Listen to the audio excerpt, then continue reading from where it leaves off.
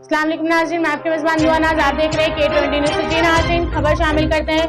थाना अवामी कॉलोनी के SHO जमाल लगारी साहब की दबंग कार्रवाई, गुटखा मावा बनाने वाले हुए गिरफ्तार।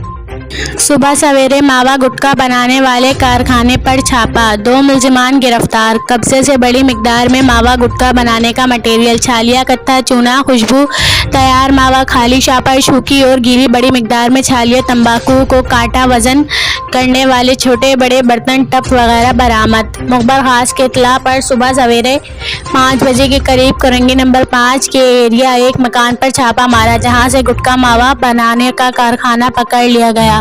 कारखाने के अंदर मौजूद राशिद वल्दे हाशिम, काशिफ वल्दे हाशिम मालिकान दोनों को गिरफ्तार कर लिया है। मुलजिमान के खिलाफ ज़ब्ता की कार्रवाई जारी है।